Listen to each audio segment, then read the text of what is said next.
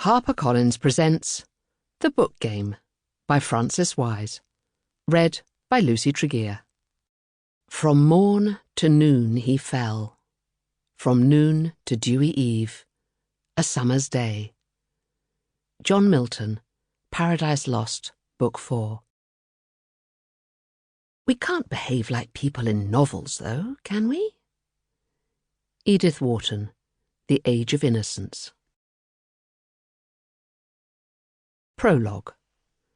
Friday, 12th of August, 2022. Claudia is bleeding. 2 bright streaks running from wrist to elbow. Ash has an arm around her. They're walking steadily, determinedly across the courtyard, away from the garden and towards the house. Through the bedroom window, himself unseen, Lawrence watches, dead still, gripped by the panicky lightness of adrenaline and with a nauseating sense of a transgression that cannot be reversed. Beyond the courtyard, the lawn stretches down to the large pond and the tall poplars that mark the edge of the estate. The window frames the view as a series of rectangles, divided from one another. In the late sunset, each of these scenes looks unnaturally still, as though the garden contains no movement of any kind, as though the living have been expelled, cast out, leaving behind only abandoned objects which, separated from people, are returned to quiescence, frozen in their last moment of drama. A wrought-iron bench, tipped over at the far end of the lawn. A book splayed on the grass by a deck chair. 6 metal croquet hoops leaning against a stump. Broken pieces of a bowl on a white table. As if in reaction to Lawrence's thoughts, Claudia and Ash stop moving directly below the window. Lawrence leans forward as though he might hear them talking, but no sound permeates the thick glass.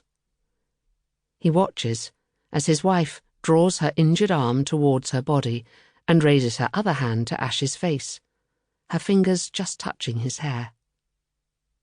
For a moment they stand motionless, and then Claudia lifts her head and kisses Ash's cheek, her hand clasping his face. Lawrence makes no sound, but he covers his mouth with his hand.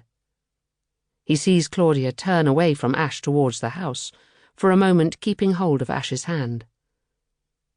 Until this past week, Lawrence would have called Ash his best, his oldest friend, the person he trusted most after his wife. He steps back from the window to keep out of sight. As he takes his hand away from his mouth, he notices blood across his own palm, still wet. Chapter 1.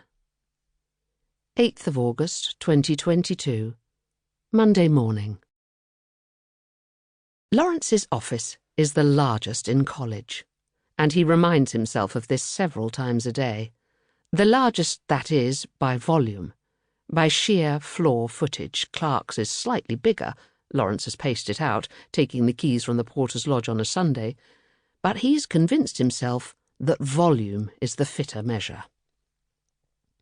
The space is extravagantly, pointlessly grand. The previous occupant had owned a harpsichord, although he hadn't played.